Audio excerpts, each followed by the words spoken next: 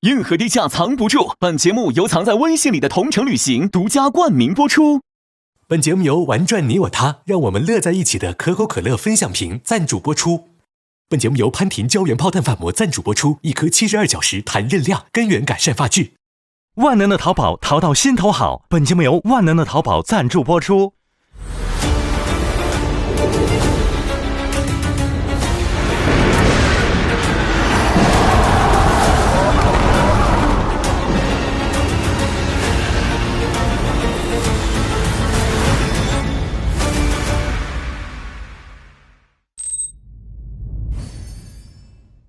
杀戮直播即将开始，杀戮直播，喝一喝，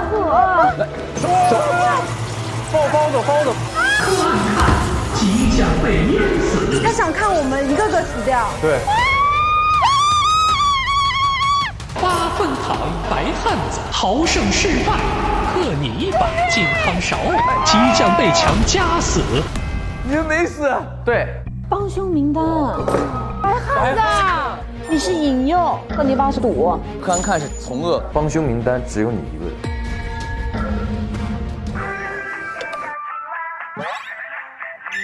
小青蛙的歌。你是谁？到底你说？你是谁？接一下。喂，你好。你好，这里是内饰皮革厂清仓中心，恭喜您成为幸运客户。本场转型大酬宾。不是，它的铃声是小青蛙，你们听到？看看这里有什么东西。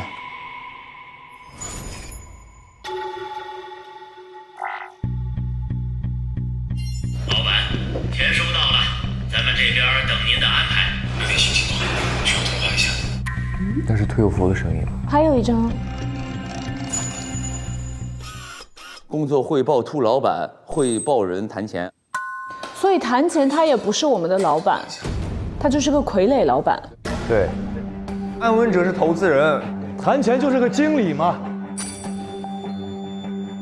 下一个是这是他的常规需打赏监测记录。青蛙爸爸是流量第1，但是死亡。啊？已被老板要求处理。青蛙爸爸是什么？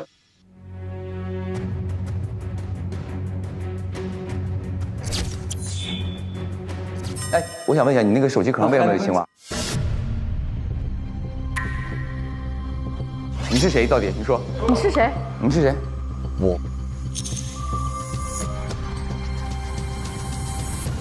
我是青蛙爸爸，我是青蛙爸爸，是青蛙爸爸，我是青蛙爸爸。你是啊？青蛙爸爸。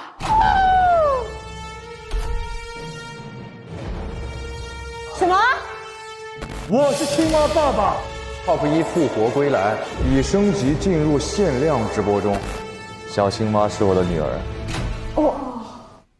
你女儿死了。我现在不知道她死没死，就在你那房间才听到说是在她工地坠楼了。从我旁边脚手架上掉下来一个女的。就是小青蛙。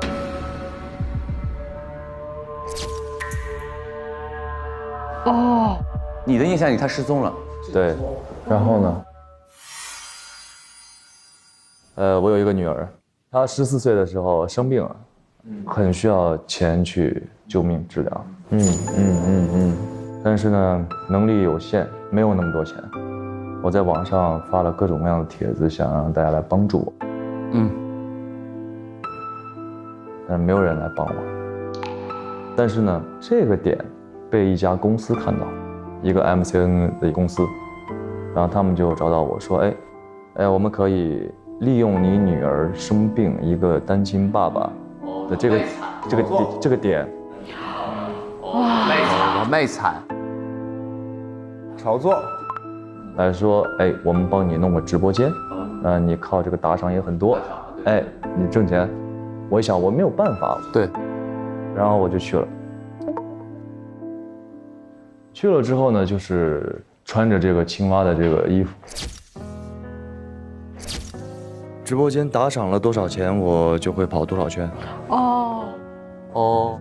渐渐的，我发现啊，直播间里会有很多人，也是在生活中遇到各种各样的困难。我也不断在鼓励他们，他们也同时给我带来的这种能量，也在让我鼓励着我自己跟我女儿嘛。6月份的时候，我马上要直播了，但是我女儿的药突然没有了，所以我要去医院。买完药我往家走的时候，我就看了一眼手机，之前女儿给我发了个信息说，爸爸，突然有一个神秘人说是，你要是现在立马能直播，我就给你一大笔钱啊。女儿要替我去直播。一想，女儿既然要替我去直播的话，那肯定要进我直播间。然后我就打开直播间一看，我直播间怎么被封禁了？然后我就在网上搜那个直播的片段，就发现我女儿就晕倒在我们经常直播那个公园了。我就很担心，冲向那个公园，什么都没有。那既然直播被封掉，那我们公司一定是知道这个事情。然后回公司呢，发现公司突然间就人去楼空，就什么都没有了。从此跟我女儿就断联了啊，因为我也需要挣钱嘛，然后又突然发现就是这个公司在招人，招电焊工。那你那个销售冠军那个是你吗？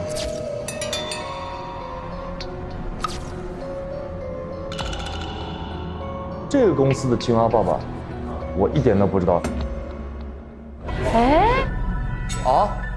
就所以那天咱们去2楼的时候，我不是很好奇这怎么有个青蛙那个，这是什么意思吗 ？Top 1复活归来，你为什么会有这些信息啊？有什么东西？你说。没有，就是发生了这些事情之后，我觉得不对劲啊。当时我不能去表现出过激行为，因为我摄像头在，我也不知道那些人到底是怎么回事嘛。然后晚上我就偷偷的回到2楼，然后在里边发现了这个手机链嘛，所以我确定这些东西都是我的。那么我的小青蛙有可能就跟这个公司有着极大的关系。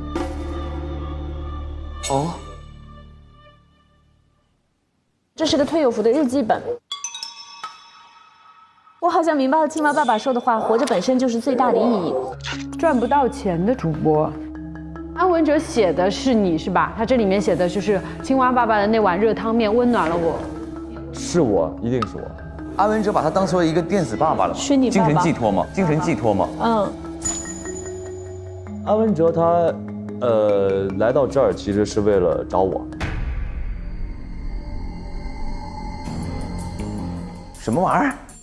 但以前我们都不认识啊，他可能是我的粉丝。然后呢，后面那个杯子，这是我的杯子。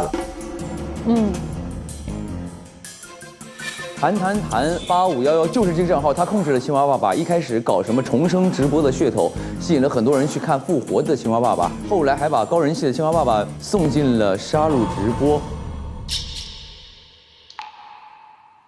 我觉得他这个故事能证明的是安文哲是个好人。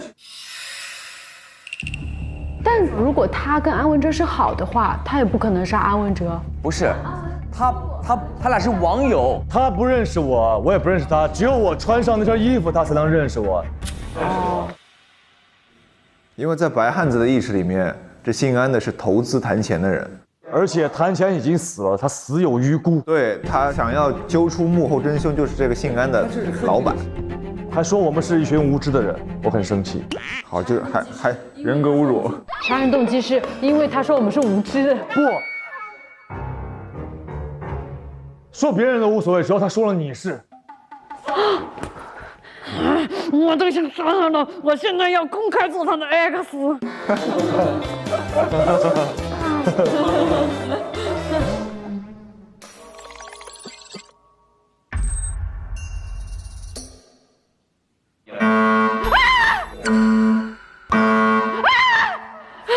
你不要搞，哎，怎么了？乱码了？怎么了？什么东西？啥意思？不是乱码。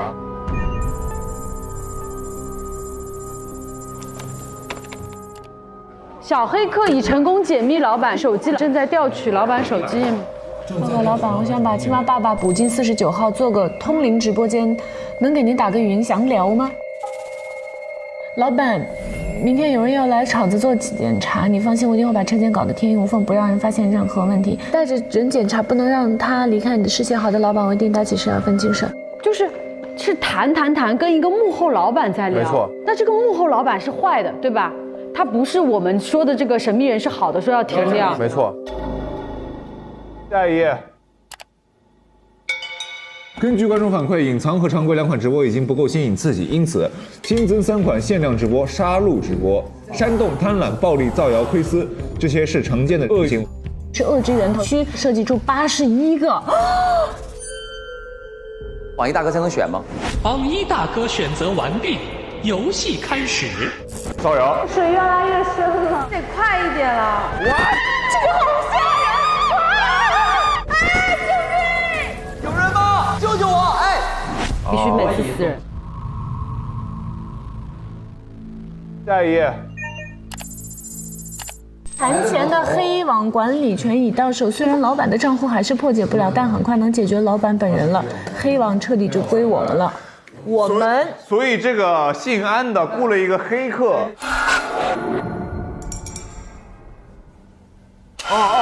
怎么了？这是谁啊？安文哲吗？不是。哎，不是你。哎，不是你。你解释一下这怎么回事先？这不你的照片在这儿。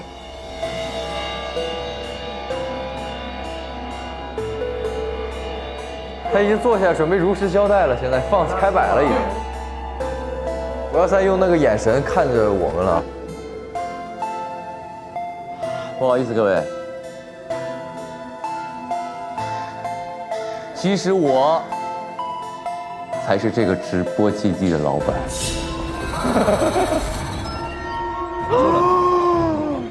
才是这个直播基地的老板。老板，你就是那个大老板。没错，万万没想到。这个谈钱呢，只是我雇的一个执行者而已。这所有的一切的一切，所有的杀戮直播也好，所有的糖果也好，这一切都是我的计划。是不是有人在整我？这是一个直播工厂。杀戮直播。我之所以每天都到这个里面去检查摄像头，就是想要亲手做这件事，我才有快感。你是人吗？你杀人，所以你一直在杀人啊！这么多年，你一直在这个直播，一直杀戮直播，杀了无数人了，已经，对吗？对啊。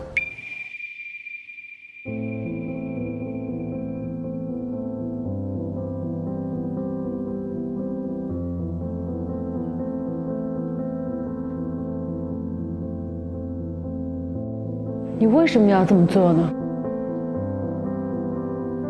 我只有一个问题：小青蛙是你杀的吗？有一天，谭乾跟我说老板，我们这直播突然出现了一个意外，然后呢，他已经处理好了，告我不用担心。你说他女儿掉下来这事儿是吧？没错，因为我不负责来实行操作，他只跟我汇报工作就可以。就是这样的一个关系。那你跟这个安文哲是什么关系？我跟他不认识，就前一天谭乾他给我发消息，他说老板有人要到我们公司来检查。我心想说那检查就检查呗，但是我们的秘密不能泄露出去啊。然后呢，我叫谭乾陪着他，所以这个安文哲就是昨天来检查的人嘛。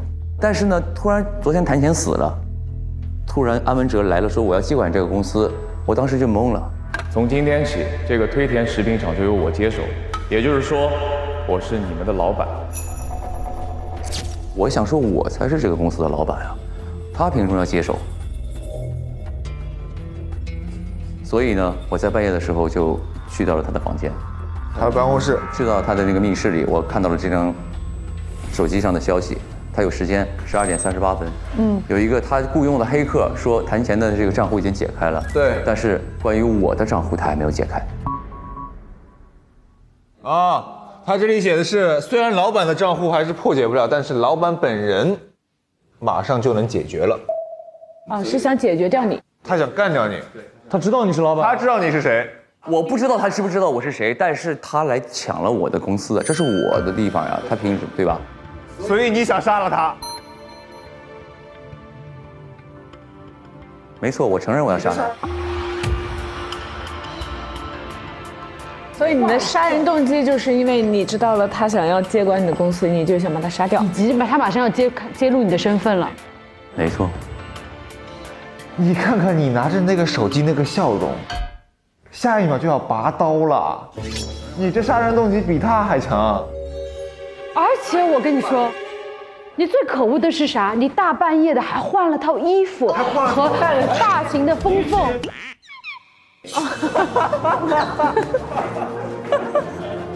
最可恶。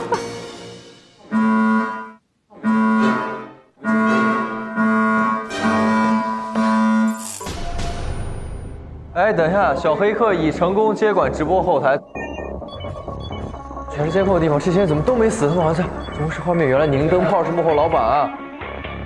还是要感谢宁灯泡杀戮直播给我带来了不少乐子，嘎嘎嘎！表面上是小电工，实际是大 boss。好带感的人设，我去开盒了宁灯泡。哦，宁灯泡杀人的明明是你们！垃圾小人滚！他觉得观众才是杀人的人是吗？他被线下 anti 了，然后他发了一条微博说杀人的明明是你们。在卫生间。什么？这什么公共卫生间？你为什么把我们家门口？我的家是公共卫生间是吗？我住在厕所里。你看你那个抽纸，那抽纸那块儿，那不是纸篓，那也不是纸抽，那个是我家门口的邮箱。我以为是厕所。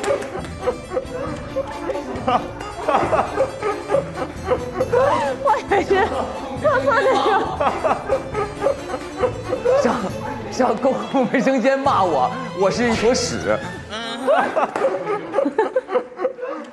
是这样的，朋友们，为什么我要做这个杀戮直播呢？因为我恨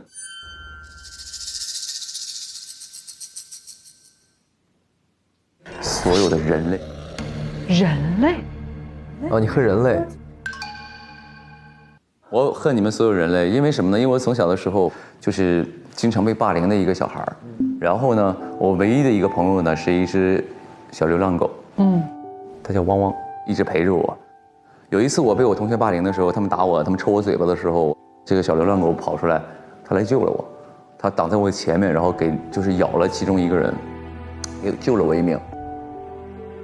我就仓皇的跑回家了。然后第二天我去找那个小狗呢，就没找到。在第3天晚上的时候，我在我家附近的垃圾桶里发现这个小狗已经被……哎呀，我的妈呀！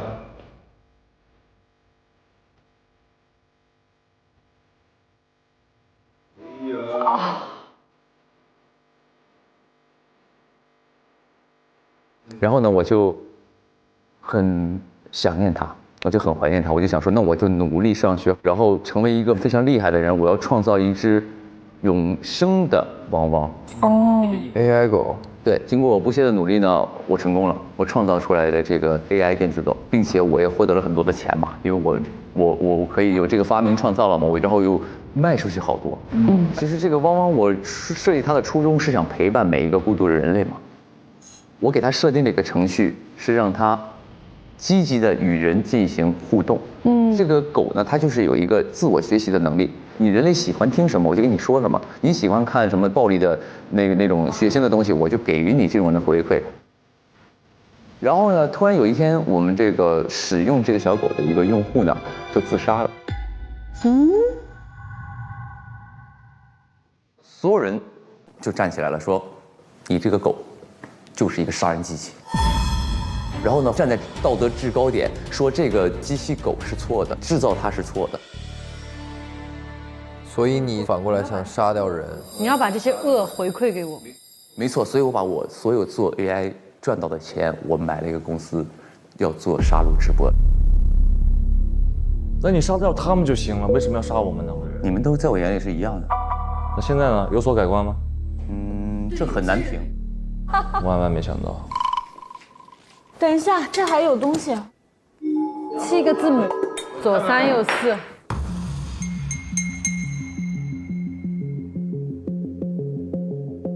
哎，鼠标还在动。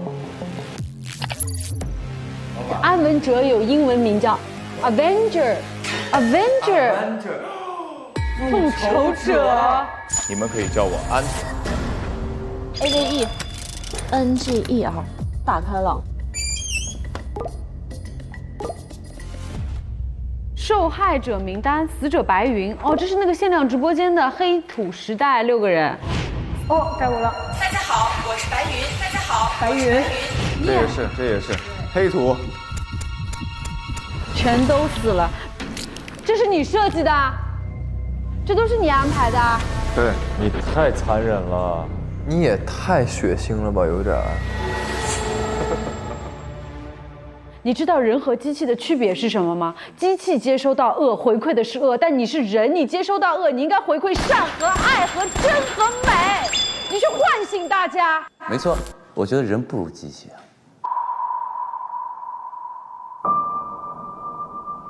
好，我今天就让你知道人和机器的区别。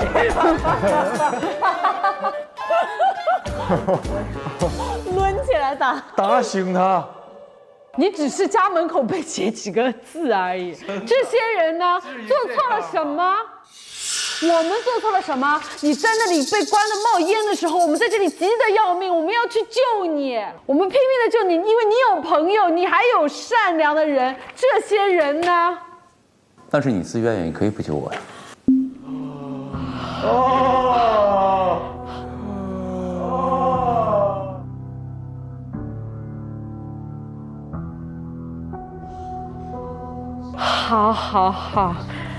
好，出了这个门，你和我就是陌生人。但是这些人的那个死因下面都应该是安文哲自己写的。不血深仇不却步。这下面的笔记不一样，对，每个人的都不一样。是不是他们的家人写的，或者跟他们有关的人写的？这还有这个手机。不是这个安文哲手机也太多了吧？每张手机都他自己自拍。老板手机多点不行吗？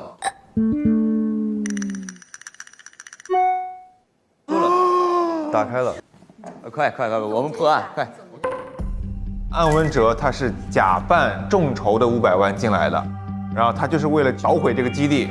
只有焚烧真凶的罪恶，才能照亮受害者的灵魂。你们一定要找到凶手，让这个人也被绳之以法。他把我们6个人安排在那个地方，是想采集我们的声纹，就是声音的特征，声纹来确定我们其中的老板是谁。每人按照拼音读法完整念出以下内容：啪啪啪啪，跳跳啪啪啪。每个人读，每人读一遍。跳啪。就是我们误会了他，其实他不是想杀我们的，对，他只是想找到老板。对，结果他在小黑客发现他是老板之前就被其中的一个人给杀了，然后小黑客最后发现了，他说明灯泡背后还有一个人，这个人更加神秘，查不到任何信息。明灯泡背后还有一个人，那这个人不是显而易见？因为只有一个人的故事没说了。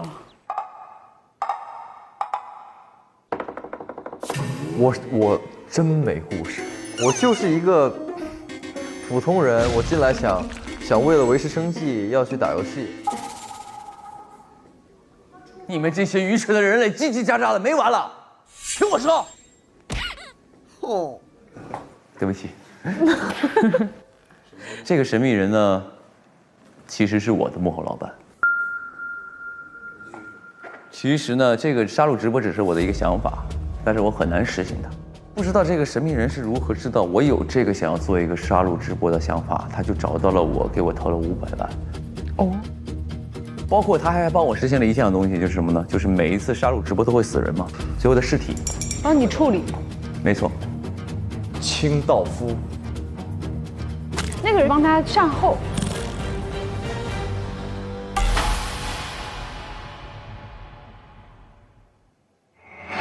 第6场杀戮直播间已结束，管理员可通过传送舱返回工厂。走吧。线索都放箱里了。天哪！接下来将进入 X 确认环节。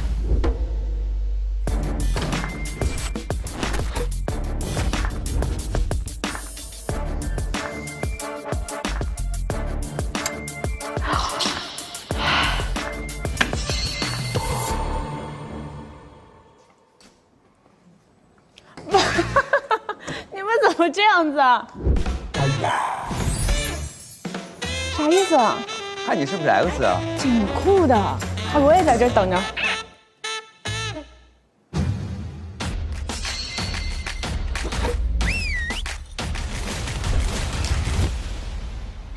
清白2字写在我的脸上。我不想看了，我不想看了，就看到这儿够了吗？看不下去了。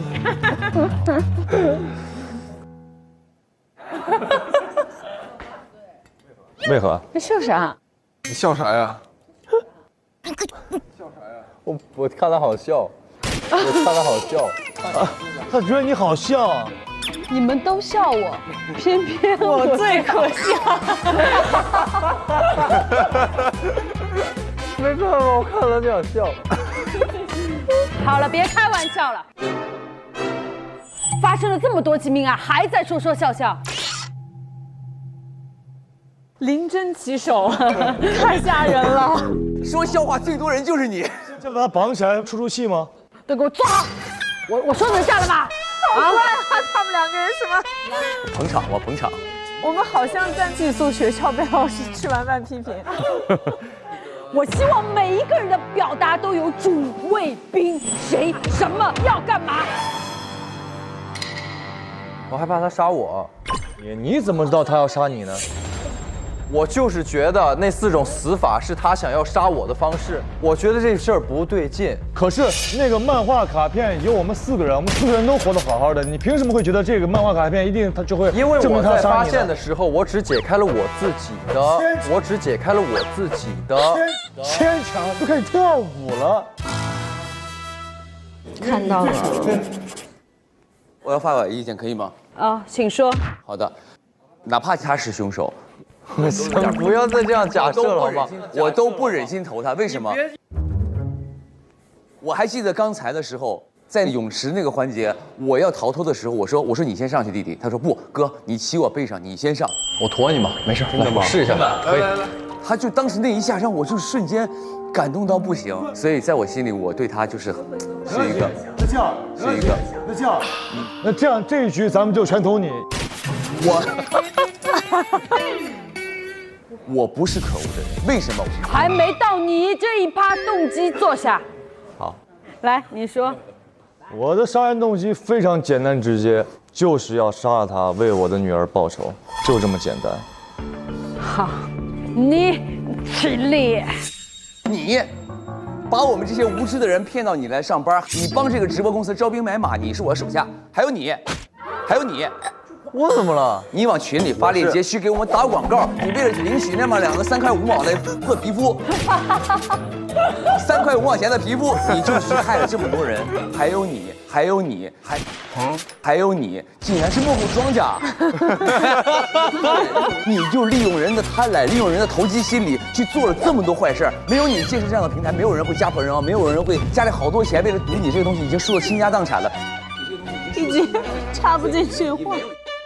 我一会儿就会被拉走，至于这是我一会儿的结局。但此时此刻，我们都不是什么好人，所以你们已经没有一个是好人，不要来指责我。所以该死的是我们。我只是做了一个杀戮直播，但真正指使我们去做什么的是那些观众刷钱的那些人。他把锅全都甩给了观众。我只是放了一把枪在这儿，你要不要拿这个枪杀人？难道是这个枪有问题吗？枪有问题，枪就违法了。OK， 刀，这是一把刀，管制刀具还是什么？就是家里切菜的菜刀放在这儿。如果弹幕观众说你拿刀把它解开放走，没错，也就放走了。对，不，你公司有放走的人吗？从来没有，从来没有，因为就是人性的恶就在这儿。但是。没有人可以持刀持械上马路，没错，没有规矩不成方圆。没错，你生产的这个东西却不为它制定规则。有规则，什么规则？就是不允许上马路，所以搞了一个这个直播公司。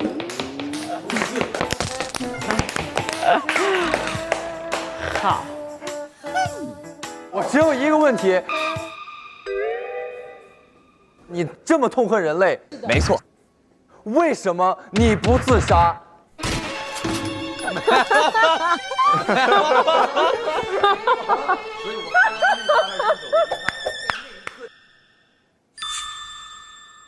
你把一帮人骗到这里边来做直播，你明明知道直播是什么样。我那会儿不知道这是直播工厂，我那会儿只知道这是推田食品厂。我们不知情。我们3个跟你的区别就是我们都是被动的。你组局你是被动的，我是为了帮助工人们发财。你也是为了挣钱，你不是为了发财。我刚才已经自首了，我说我就是这个背后的老板。不，自首，我一会儿就会被拉走。好了，就是。好，还没到狗咬人，人咬狗，人咬人，狗咬狗的阶段呢。啊，不止不如狗，狗才是最善良的，我们人类才。好，的确，你们都存在杀机。2年前我在搬砖，从我旁边脚手架上掉下来一个女的，就是小青蛙。昨天我们去直播间看的时候，我突然发现桌子上放了这么一个兔子，这个兔子是那个小青蛙女孩的。发现了安文哲，他在找这个小姑娘，我害怕这安文哲是来杀我的。我怕还是进不了那个电竞俱乐部。趁着没人的时候，我偷溜进他的房间，发现了这个笔记本。安文哲安排的你们4个人的死法，我就以为他就要把我圈在这里，把我屠宰掉。我是青蛙爸爸，我是青蛙爸爸。小青蛙是我的女儿，我认为她杀了我的女儿。其实我才是这个直播基地的老板，这个推田食品厂就由我接手。他来抢了我的公司的，这是我的地方呀。好，我们先搜证，还有很多线索并没有被发现，比如说通向2楼的后门区域。你说就是这个地方是吧？对对对。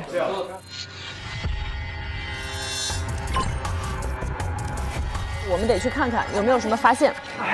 都是忘恩负义的人，都是踩在我的肩膀上，获得了自己的生命。刚才那几把都是他把我们救出来的，故意博取我们的好感，杀手啊！你可以这样理解，我也可以这样理解为你为忘恩负义。哦，可以，没问题，忘恩负义没有问题。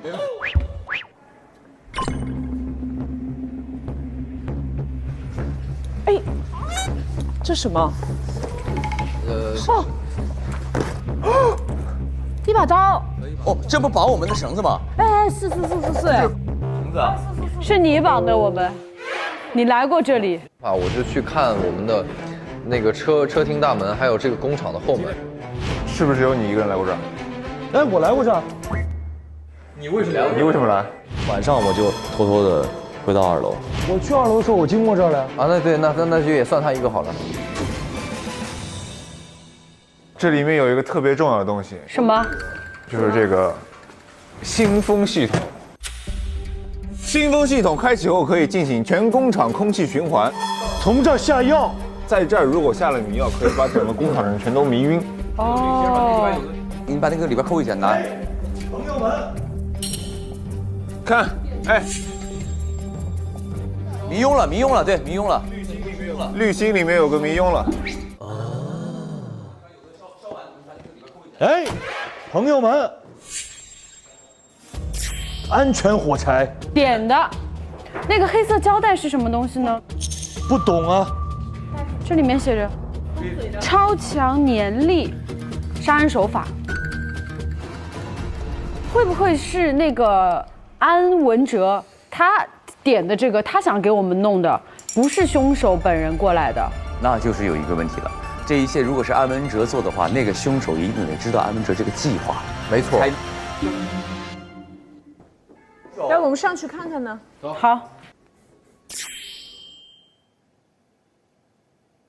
那还有啥？再看看。就我觉得还是得再仔细找找。你什么身份就要找？对啊，你什么身份啊？我是一个公民的身份。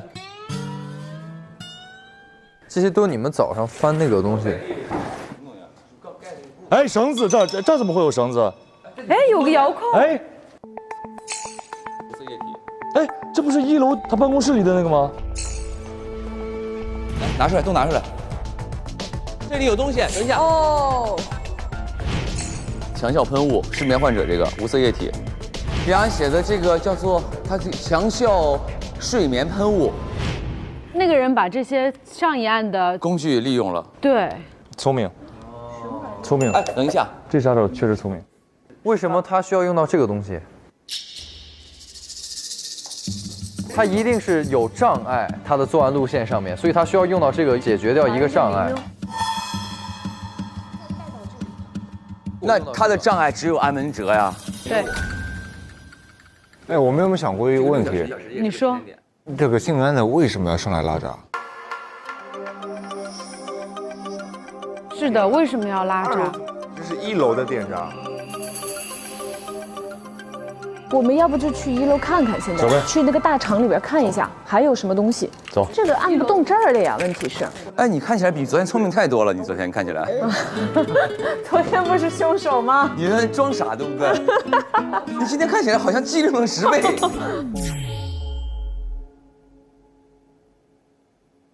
哎，我们今天早上是什么时候醒来的？几点钟？8点醒了。那个迷药是几个小时？还是6个小时？6个小时。所以有可能2点我们闻到了迷药。接下来就是时间线的问题了。来，我应该是第一个，15到30。几点？15到30。12点。26号凌晨。你去了他办公室。对。然后你几点去后门查看了呢？20的时候。12点20的时候。你看，我在15到30这个期间，我花了5分钟时间在他办公室，又花了10分钟时间来这个前门看，来那个后门看。后面你就一直待在房间里，没有出去过？没错，没有再出来过。OK， 好的，你的时间很清楚。你呢？您？12点35的时候就去了老板办公室，搜了一遍，什么也找不到。然后呢，就在38分的时候呢，发现他手机来了个消息嘛。谁的手机？安文哲的手机弹出一条消息，就说小黑客发给他的嘛。然后我照完之后，我就想说，原来他想夺我的这个财产，好，我要回去想想怎么杀了他。于是呢，我就在38分看完那个消息，拍完照之后，40回到我的配件间里。12点40。对，12点40。哦，你的杀机又重，出现的又早。12点15分的时候，我在宿舍呢，当时一直在宿舍，知青也在宿舍，我看到他出去了，然后15分钟之后回来了，就跟他的时间是吻合的。对。然后12点45分的时候，我准备去那个直播间看看。那12点15到45之间，你一直在寝室？对，一直在寝室。然后我就从宿舍通过这个办公室，到了密室，按那个电梯，我去了直播间。然后当时正好是45分嘛，看到他把主播遣散了。哦，你看见了。我就拿到了主播旁边那个兔子，当时我就很害怕，我说这兔子怎么会在这儿？我想找到那个直播人员是谁拿到这兔子了，我就又回到了办公室，我想找那个直播人员的名单，但没找到。然后在密室里发现了那个箱子里那张半张纸，就是那个血海深仇那个。当时我就害怕，我说这个是不是回来寻仇的？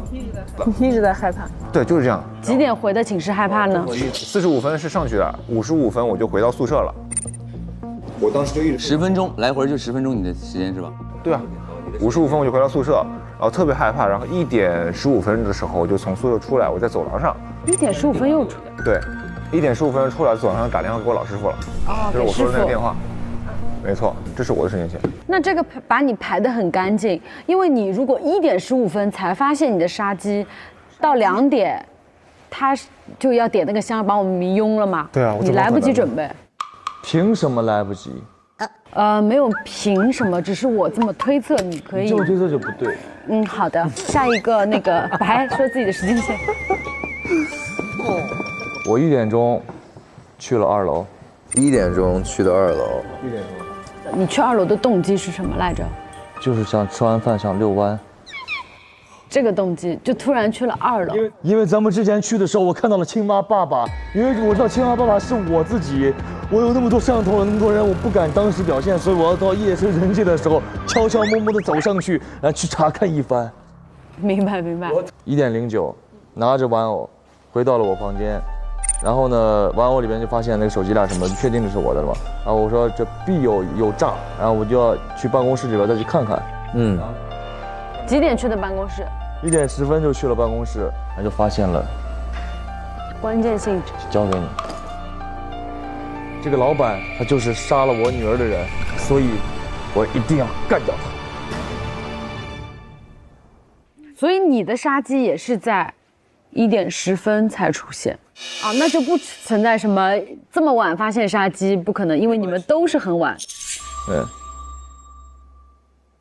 很多人凌晨的时候看这时间线都在工厂大厅行动过，所以肯定留下了点什么。对，哎，那我们再来找一找看，他们还留下了什么？是谁？是谁留下的东西没有被发现？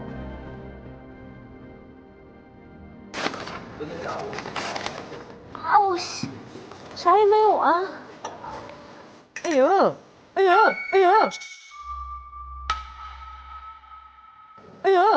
有个鞋带。啊！你好厉害，是都有吗？真的假的？这是绿萝的种植方法吧？都有鞋带。哎，这是什么？录音笔。这么大个东西。厉害。长按开机。喂，我少了些东西，好像是有人发现了什么。还是如期进行。现在工厂里只剩他们6个，我2点用草本迷药迷晕他们。2点。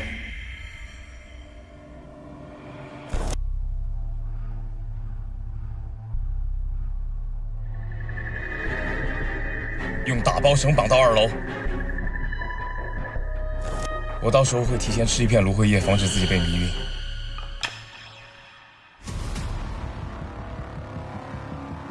无论如何，都要进行杀人的直播。这通电话里面对凶手来说最有用的信息是芦荟。看一下哪个芦荟被切过？有切过，掉过一段。很明显就是凶手听到这个东西，知道了计划，知道芦荟叶可以防止晕，含一片在嘴里边，对，就在床上装晕了。然后他布置好了那个现场，他就跟着被绑上去了。然后我们醒来的时候，他也是假装醒过来的，其实没有晕。但是你有个什么问题？那个喷的用来干嘛呢？对，我也不知道。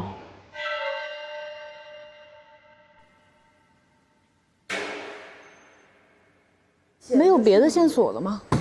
后门和现场我们还得再看一看。对。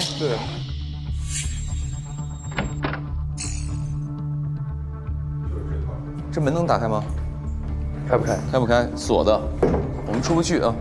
有没有紫色的地方？因为那个东西如果喷了，它会残留紫色的东西。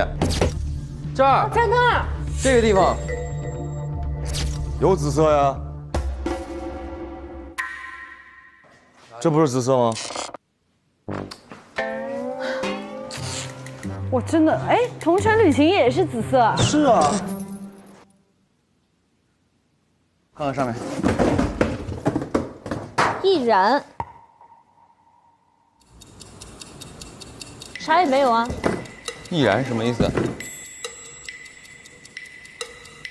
装的是不是安全火柴啊？安全火柴易燃。哦，这绳子是能被点着的呀。哦。所以呢？想一下。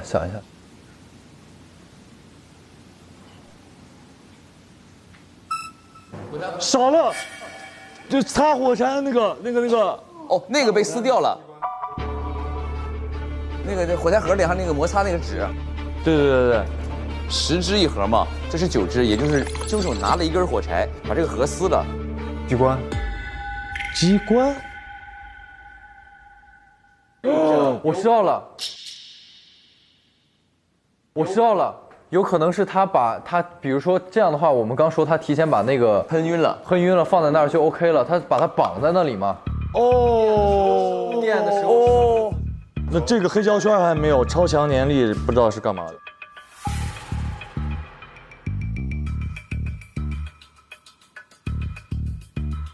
OK， 那肯定是一个装置嘛，咱们上去找找嘛。好，是这意思不？对，应该是。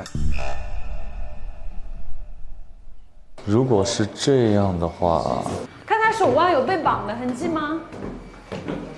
手腕没有啥被绑的痕迹。哎，怎么了？扳手上面有烧焦的纤维的痕迹。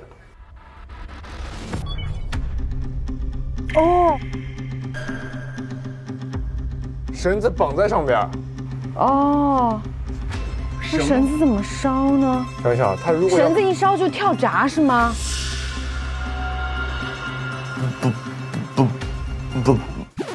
不，我看一眼这是 B-box 啊，干嘛来一段 B-box 啊？不，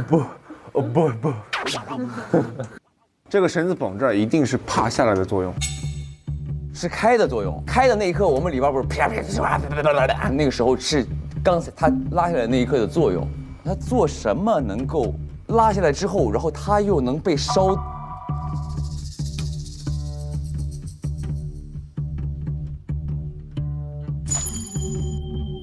喷雾它的作用。哦，我知道了。你说，我们出门的时候，其实我们只看到了那个门在动。对。哎，那怎么了？有人在敲门。它其实是这个尸体，它被电的时候它在动嘛，说明那时候尸体是活的。我们一直有一个误区是，它在动的时候是它刚刚上来。其实如果可以把这个给去掉，对呀，他一直在这儿，他一直在这儿，他是被迷晕了。他在这儿的时候没有死。我们刚刚踏出来的时候，他这个电闸啪一开，就是被迷晕了，他被电了，他也会动。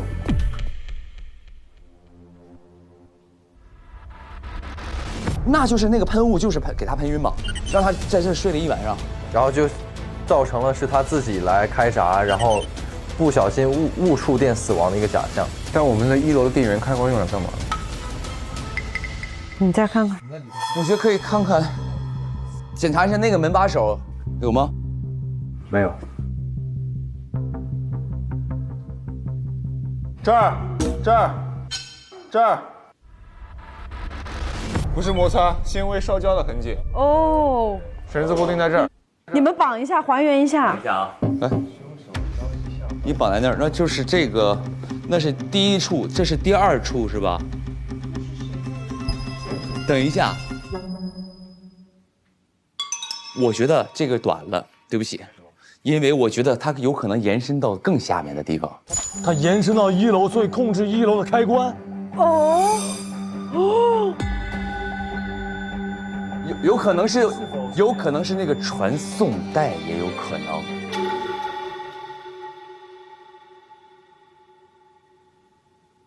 为什么是传送带？因为它一摁开关，那传送带开始运作，就可以把绳子拉动，这个电闸就会下来。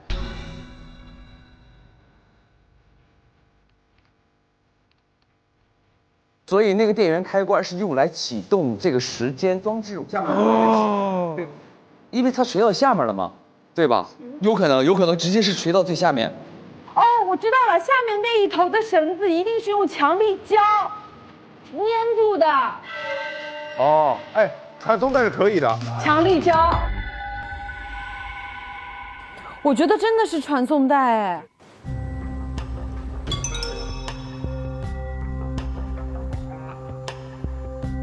哎，带力胶！是，是，就是这个，就这。哦，牛！太牛了！但是现在那个绳子是通过什么手法消失的？它怎么引着的？这个火柴和那个擦炮那个东西，我们没有找到，现在对，没有破解它。一定是着火了。早上案发时候出门的时候是有烧焦味道的，当初我以为是触电的味道。哦，有烧焦的味道，有的，你的鼻子都闻到，我们都没闻到。绝对有。打个比方，那个地方一烧着，它就这个绳子就顺着传送带往下走了嘛。对，那就是不是在那边有什么东西啊？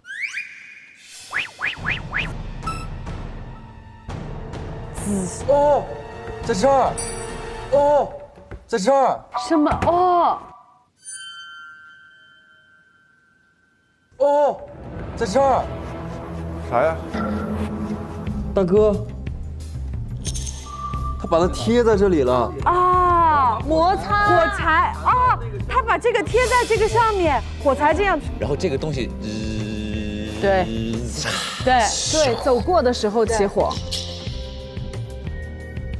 这是天才吗？这个人这么聪明。等一下，我觉得他是天才，我最好他现在就出来认这个天才这个名讳。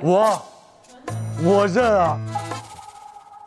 我觉得是我干的这事。不，我认这种事情。我认这种事情。行了，破案了，破案了，破案过程破案了，没问题，非常好。一定是这样的。就还原了这个案发现场，然后呢，是谁干的呢？我已经锁了。你锁谁啊？至于我锁谁，我现在还不想透露。回前厅吧，回前厅吧。还原一下杀人手法吧。首先我们发现了一个喷雾，对，然后发现了一个1楼总店，然后在那个密室里面发现了很多绳子、火柴、胶带，其实都是凶手作案的工具。然后凶手呢，肯定是听到了这个录音。现在工厂里只剩他们6个，我2点用草本迷药迷晕他们。知道了被害人的一些计划，他想利用这个计划来杀掉被害人，但同时也让他自己存在在被绑的那个直播间里面做一个不在场证明。所以他首先把被害人给迷晕了，放到电闸的旁边，制造了一个意外死亡被电死的现场，然后他用绳子把那个电闸给捆上，拉到了楼下，贴到了传送带上面，然后把火柴贴到传送带旁边。在我们醒的那一刻，利用1楼的电源开关开电，绳子被传送带的力给拉下去，关了电闸，同时绳子自燃。然后同时被害人当即被触电，他开始发生抽搐，我们就看到了我们睁开眼看到那一幕，一边抽搐一边有火柴燃烧的味道，制造了这么一个假象。是的，非常不错，我觉得这个能推出来真的很厉害。警探，我现在有一个方法，直接锁凶。那个遥控器，对吧？是车指纹，你不要告诉我。没事，继续。好，开个玩笑。但的确是那个遥控器，昨天还是没有电池的，今天就有电了。谁是玩弄电的人呢？配电接。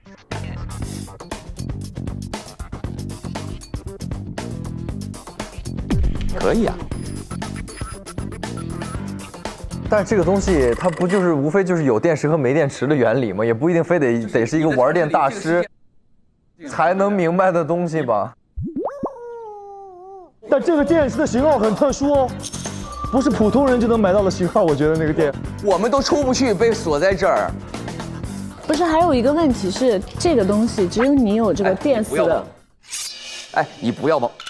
可以，OK， 好，可以，我等着你，我就等着你呢，来。让你久等了，就是只有你有这个电死别人的这个叫什么呀？这个还有吊死，满足了那个线和那个电，对，电和线都满足了，再加上你有知道他要找到你。而且你也符合第3点噎死，因为他刚刚这么说的时候，你一时间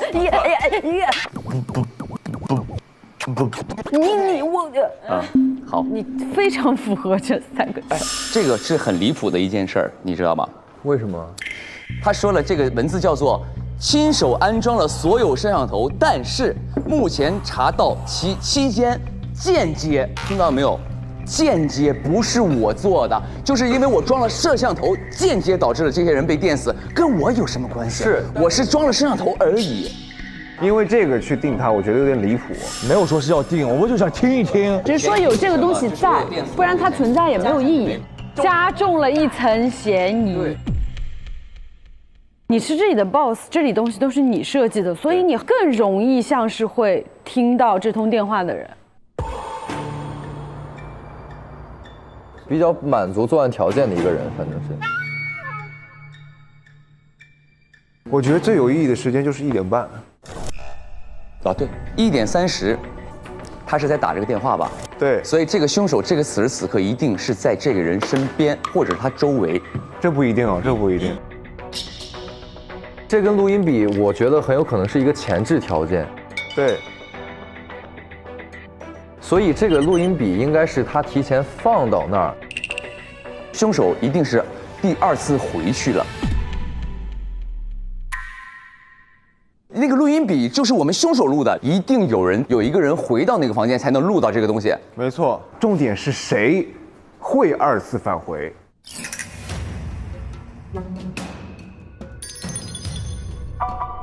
每个人不都会吗？不是4个人都会啊，不是4个人都会啊。按照我们的时间推理，他15分到30分游走了一圈回去，拿了个电脑。他的初衷是啥？初衷是要逃出去。他为什么要2次返回？他看到那些卡牌了，他以为那个姓安的要杀他了。对，一个正常人，一个人要杀我，我还要去找他。安安静静看完了那个卡片之后，就再也没出过宿舍。他是这样的逻辑。OK， 所以他没有理由2次返回，他跟我是一样的。哎。你为什么没有理由2次返回？因为我15分打了电话，老师傅那边得知他要追杀我，我才确定这个人就是那个姓安的要来杀我。我当时那种心理，我怎么可能2次返回去迎头撞他呢？就是害怕，我就是害怕，那就蹲在宿舍里害怕。对啊，我实话实说，我就是害怕。那他会不会来宿舍里直接干掉你呢？那我也不会主动去找他呀。我觉得贺说的有道理，是从杀鸡出发，到底他是要躲着安文哲，还是要追杀安文哲？那你要是这样，我就是要杀他。对啊，对啊。所以按照动机来说，是锁在你们2个人中间，你和您。你说排掉我们2个，但是锁他们2个，但我觉得宁哥嫌疑很小。你不要认为你保了我，我就会保你哦。不是你听我讲，你先听他讲，先听他讲。他如果听到了1点30分那个录音，他一定会知道一个信息，就是说这个姓安的要把我们送进杀戮。不管这安死不死，只要我进了这个杀戮，我的身份一定会被识破。那他的目的不就是保住自己的身份吗？那他不仅要把安杀了，他还得让自己不进入杀戮。但是他今天进了，所以他对这一切都是不知情的。他说的对，他绝对是没有听过1点30分那个录音的。对，他不会让自己去进入杀戮的直播。是的，他的身份是不能被识破的。说的对，你们要这么排，就只能是我了呀。的确，按照就这一条线啊，就是从杀鸡来看，那只能是我了，哥。真的是只能是他。首先，刚才是你觉得我的嫌疑更重嘛，对吧？对，这么排只能是你觉得我的嫌疑？来，你再说说你觉得谁的嫌疑更重？他是因为刚才他们说你有可能就是他说的那个，就如果说我现在还一口咬定你，那不就很奇怪吗？对不对？你觉得他的嫌疑更大，对不对？要立马说出来一个第一怀疑的人的话。OK， 好，我认为你是 X。你今天你指责过我和他，但我认为他是安全的。他第一个指责了我，然后我撇清之后，他再指责他，然后在我心里他俩的嫌疑他更大，所以我就认为你是 X。哦，明白你的意思了，你懂了？明白了，明白了。对。我不知道我这里记得对不对啊？确实，在你们自己的口供里面，就唯一有过2次行动轨迹的就只有白。我1点钟去了2楼，1点09拿着玩偶回到了我房间，玩偶里边就发现那个手机链什么的，确定这是我的了嘛。然后我就要去办公室里边再去看看，1点10分就去了办公室。没有啊，他也有啊，他在1点14的时候出门了。你出门干嘛了？打电话给老师傅。特别害怕。然后1点15分的时候，我就从宿舍出来，我在走廊上，走廊上打电话给我老师傅了。我在走廊。白的2次这个行动都是为了去调查这个人。第一次是2楼看直播间，第2次是直接去到办公室，有很明确的调查意图。对，调查意图，这2个人嘛。我刚才突然想到一个东西啊，就是这个凶手。他一定是2次回到现场。对 ，OK， 我们从动机的角度来说，我不会回到现场。如果我回到现场，我只有一件事情要做，因为我已经知道他要杀我了。那你就杀他了。我就杀他了，所以我绝对不会2次回到现场。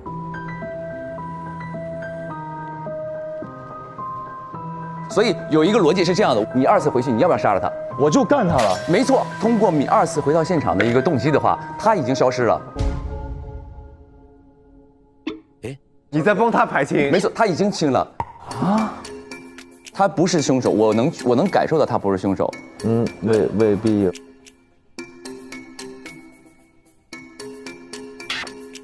我们2次回去一定要是杀他，因为我知道我回去也要杀他，他也回去要杀他，所以就在你们2人之间，你一定会2次回去。为什么？因为你打了个电话。那个电话里那个师傅，我说最后一遍，我打了个电话。那电话里说什么？我是意识到安是要来杀我的。那电话里的原因是什么？原因是老师傅，有没有看见一个人来工地上找我？然后那个老师傅说有，一个鼻梁上左边有痣的人，就是安文哲的长相。我就意识到那是安文哲来调查我，他知道了我当时那个女孩掉下来的时候我在旁边，他要杀我，他可能来报仇，所以我怎么可能迈得出这个步子到外面来2次行动呢？你刚才说的是左边鼻子有痣，你是不是要回去确认一下他左边鼻子是否有痣这件事儿？好，我们再可以去往前想一想，8点的时候案发的时候醒来的顺序。你先醒，我先醒。你凶手装晕了，我怎么会先醒？我一定会等第1个人醒了之后，我才会醒过来。所以是第2个人醒。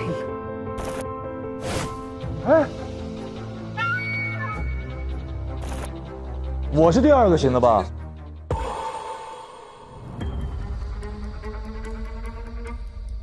谁先醒这个东西是没用的。我是凶手，我可以先醒，叫醒大家也可以；我是凶手，我装作最后一个醒也可以，这不是一个理由。有道理。现在其实我们3都不干净，最干净的是他。谁是凶手？你觉得？我本身我自己知道我不是凶手，白肯定不是嘛，我能感觉到他不是凶手。就在我心里，你们2人是嫌疑最大的，所以我开始的时候，我认为他的动机最强。刚才的游戏也好，他是最先逃出去的，所以就在你们2人之间。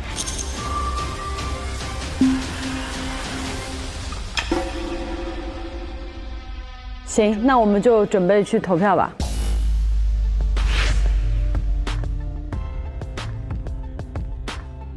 我怀疑的凶手其实就是他会存在一个前提条件，就是他要2次返回现场，所以这一票投给贺。 2次回到办公室去听到那个录音的人，我觉得只有他。作案过程就是将计就计，真凶人选是。我觉得他就是为女报仇。我投的真凶是白汉子。锁凶的范围放在了2个人身上，一个是白汉子，一个是贺泥巴。真凶人选锁定的是。 我是8分糖，我选择。今晚我力保他，今晚你力保他，到底谁是大傻瓜？好，到底谁丢脸？我保他，你保他，到底谁是大傻瓜？最后是柯安看，咱们都去看一看。不会了，不会了，不会了，不会了。藏在微信里的同场旅行，硬核低价藏不住。接下来进入同场旅行真相揭秘时刻。 我真的紧张。没事，没事，没事，不要紧张。今天的案件中，嫌疑人有白汉子、贺泥巴、柯安看、宁灯泡，其中有2个人获得票数。就是白跟贺嘛，就我啊，是吧？对啊，只有咱俩了呀。说实话，老姜，你今天要是凶手，你发挥的也很不错。我很纯。他今天玩的挺好的，他今天玩的太好了。我投的贺。小 X。啊，真的假的？你真投他呀？看着吧，你看着。好。现在又什么东西啊？他投了贺啊！你为什么要投贺？你没投贺吗？我投了贺啊。对啊，那你不应该开心吗？他跟你票一样啊。哎，对啊。不是，但是在我心里他是 X， 他是 X 啊。X 为什么要投贺？他们俩，你怎么还觉得我是凶手？哎呦我的妈呀，我的天哪！难道你不是凶手？我当然不是。咱等最后宣布了再看，好吧？哦。获得票数的就是白汉子和贺泥巴，他们获得的票数是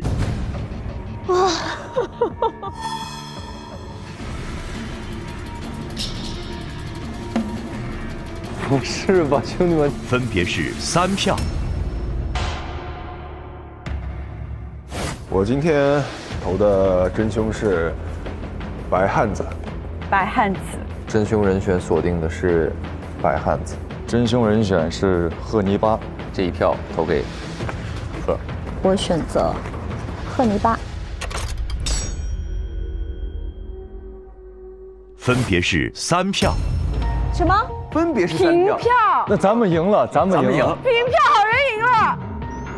平票就是好人赢。在平票的情况下，凶手输。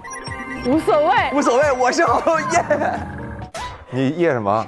好人赢了，我是好人，我就知道我赢了呀。平票的情况下，投对的玩家获得金钥匙。啊？什么玩家？投对的玩家。哦，那这个机制是对的，还不能躺赢啊！你说不定投对了呢。对，我说不定，万一呢？反正现在5-5开嘛，对不对？无所谓。你今天不是 X 啊？哦，你是 X， 那你投他？他是 X 啊？你。我现在讲，哎呦我天！老白，要不我这个他傻瓜，我真的是傻瓜了。接下来即将公布真凶人选，真凶就是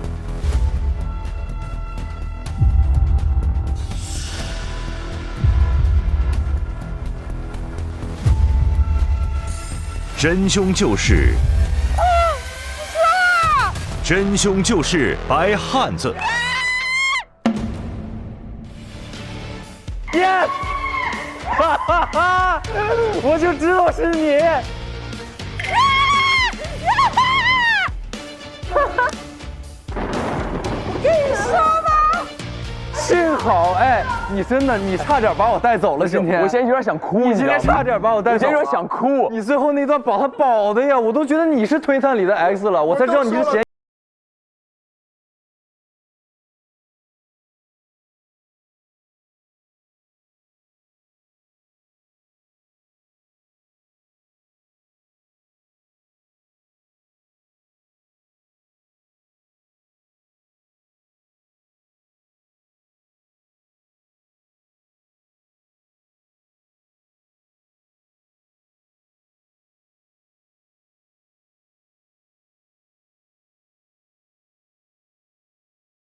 等一下，我突然不认识这个人了，我一回去给他微信拉黑。我觉得我是傻瓜。你也不行啊，你啊。对啊，我是不行啊。抱歉，让你说了，抱歉。接下来，我们请白汉子公布本期是否有 X， 并且 X 是谁？哎，是八姐吗？是她吧？来吧，你还在这。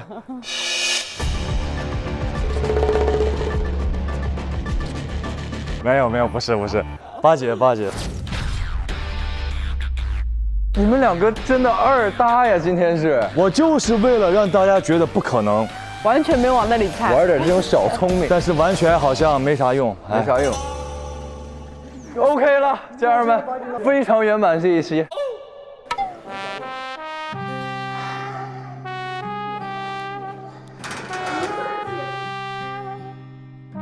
哈哈，恭喜鸭哥，你也是赢了，但是你没钥匙。不是啊，银灯泡，私下里在那儿都会跟我说，你今天太暴赫了，你不要因为你跟他私底下关系好，就是知道白哥他今天这个状态，觉得我懂他。我们让宁灯泡发表一下感言。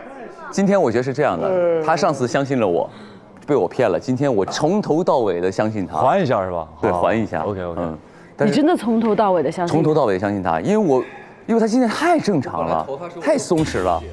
今天获得金钥匙的玩家有柯安看、贺泥巴以及金汤勺，谢谢，恭喜3位。由于贺泥巴在本案之前使用了抢你低卡，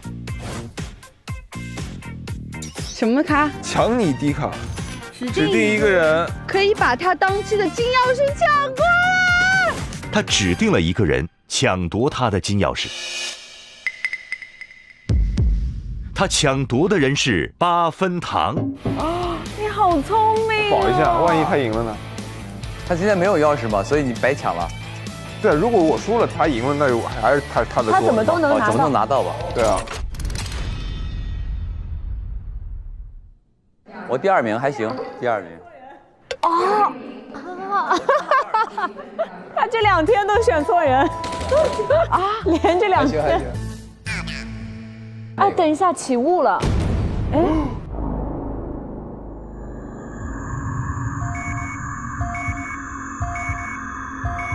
他眼睛出来了。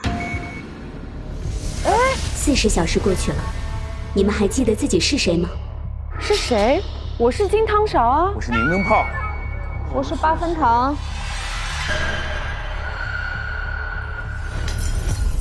哎，我想起来了。我们不是金汤勺，你不是8分糖，我们去团建的，你忘记了？那你是谁啊？哦，他是金靖啊！对呀。和你说金鱼，开杯3，我们来啦！你们是白宇、迪丽热巴、金靖、刘宇宁、张凌赫、周柯宇。你们之前在团建，但其实你们是带着任务团建的。你们的任务是要找到个极其危险的人，并抓捕他。但是第一次你们任务失败了，发生了爆炸。我其实已经得到了非常重要的一个线索，就是之前你们找到的那张地图，上面的几个地点是这个人曾经出现过的地方。这个推田食品厂就是其中之一。我让你们在推田食品厂的6个工人身上重生，来调查这个地方跟神秘人之间的关联。但是我的能力有限，你们重生的40个小时之内，你们还是会失去记忆，完全同化身体的记忆和本能，直到40个小时后才能解锁自己的记忆，我也才能出现跟你们联系。神秘人，他一手制造了这个杀人直播。这个神秘人呢，其实是我的幕后老板。就每一次杀戮直播都会死人嘛，最后的尸体帮你处理。没错，说不定神秘人现在就在这个区域里边看着我。是的，就是他，就是他，这双眼睛。不是他。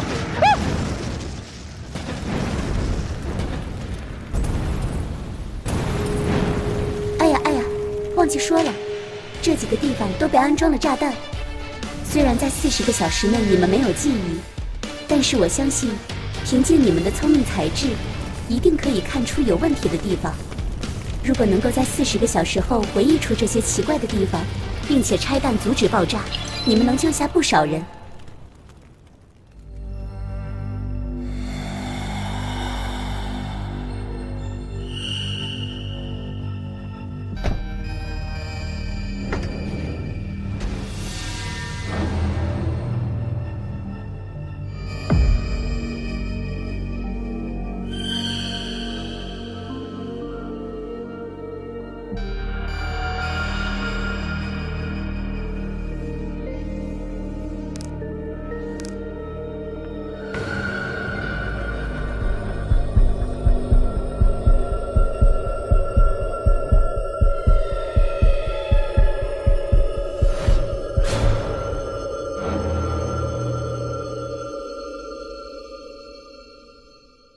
其实我们这次的这个案件呢，我觉得更多的是想告诉大家，不要以为自己没有按下那个按钮就跟你没关系。其实你站在旁边观看、起哄、参与，哪怕你不是最后按那个按钮的人，其实你也是有责的。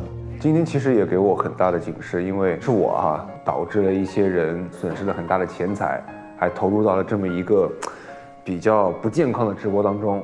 所以在现实生活中，我觉得一定要去学会甄别自己的行为到底会带来什么后果。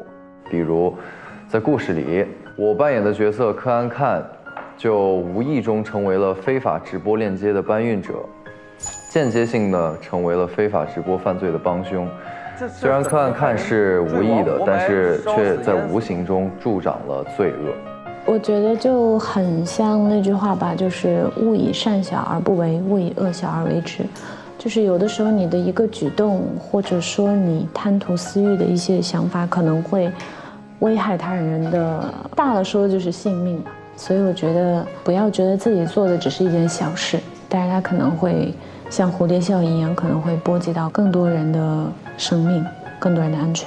我们作为好人，千万不要被恶给吞噬。就像本片中的宁灯泡，他自己本来是一个好人，他发明创造，可是呢，他也被黑暗吞噬了。我觉得有很多东西，就一处像光明的太阳，我们被温暖；一处像黑暗的黑洞，我们被吸进去。我们永远不要成为被吸进去的那个人。当然，也想跟宁灯泡说一声啊，其实很多人都会遭受一些不好的遭遇什么的，但是希望大家都能够用一种正向的一个东西来回馈这个世界吧，而不是说泼来了脏水烧开了泼回去，那你就跟这些泼脏水的人成为一种人了。就是人最可怕的就是自己变成自己讨厌的那个人了，所以希望还是要心中充满爱啊。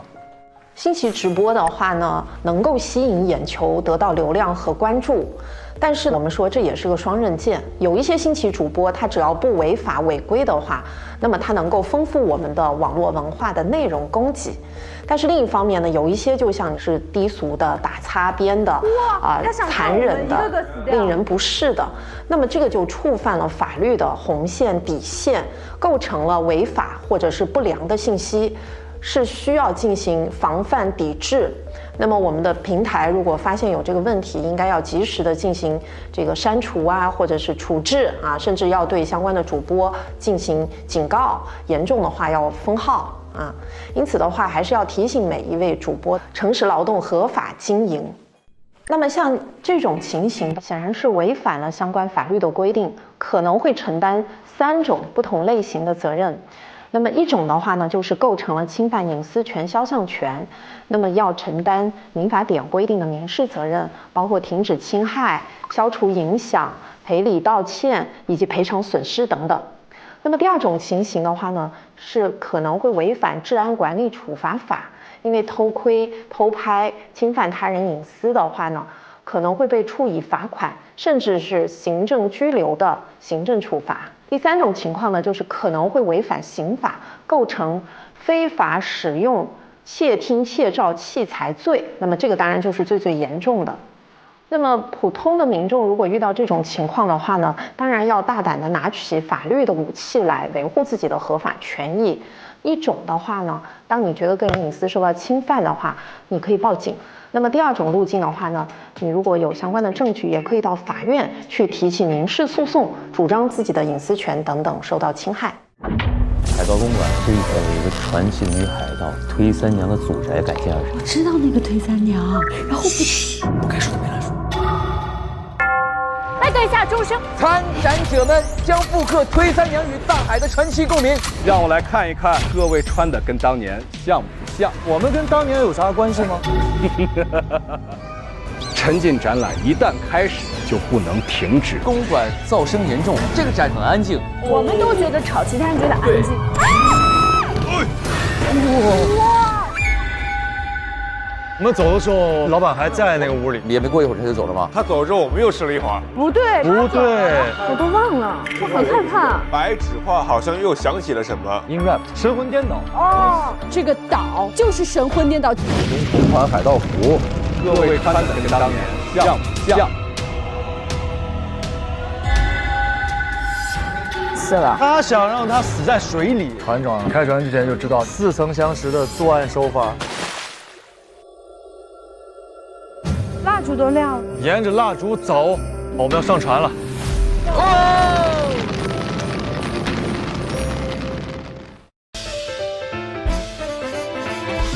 这么大一个橘子，听起来就不好吃。是你吃的吗，盖面？欧梦，欧梦，欧梦，有眼光。哇，草莓蛋糕哎！1点35，离开坛前的办公室后，我迅速到车间摘了一片芦荟吃下，然后找到昨天发现的强效睡眠喷雾带回宿舍，再备好了一把小刀，躺在床上，假装被迷晕。我真去了他家上过一回表演课。真假的？你开表演班，我也想学。2、3、4、5、6、7、8、9，数字演员是不是你？耶！你是凶手，你会选择当 X？我还是选8。为啥？我就那一次。你选谁？我不告诉你。如果是 X，我绝对不帮你。哎，那我们都挠头吧，好不好？都挠头吧，你都挠头哦。告诉你们惊恐了，你们还疑惑。3、2、1，其实这样可以交叉的拍一个照片的。对呀。腿长8.5米。SVIP 每周4、周5 12点更新 ，VIP 用户晚19点更新，会员抢先看1周。每周3推事解锁中提前解锁角色，每周5开推吧 X 揭秘幕后真相，每周6花絮定时掉落，还有推事小饭桌不定时更新好友饭局，每周日推事万事屋看推事日常，每周1、周2预告掉落，跟鹤立摸金与推理团一起推事件。本节目由玩转你我他，让我们乐在一起的可口可乐分享瓶赞助播出。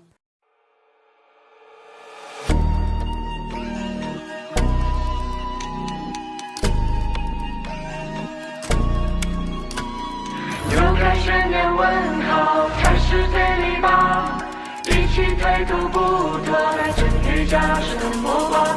龙武器，动作1，推着笼罩迷局里，烛火灭。画中影，王者再度睁眼睛。上微博参与开始推理吧话题讨论，分享你的开推观后感。更多精彩内容尽在新浪娱乐微博综艺、新浪综艺。上知乎搜开始推理吧3，和知乎答主热聊精彩内容。上新浪新闻客户端搜开始推理吧，看节目更多精彩内容。话筒给你，大胆开麦，关注文娱 Talk， 解锁更多文娱内容。看新闻用 Zucker， 关注最新节目资讯。欢迎打开网易新闻1点资讯，了解节目更多内容。本节目感谢中华万年历、西窗竹、一时刻密室对本节目的大力支持。腾讯视频 TV 版、极光 TV 同步播出，大屏观看更畅快。关注腾讯视频 SVIP 微信公众号，获取更多追剧资讯，领取 SVIP 优惠。搜开推3预约领券，特惠开会员更可解锁超前彩蛋。搜开推3特惠开会员，抢先开推，更可解锁精品花絮。酱来啦！腾讯视频会员新品，年轻人的专属。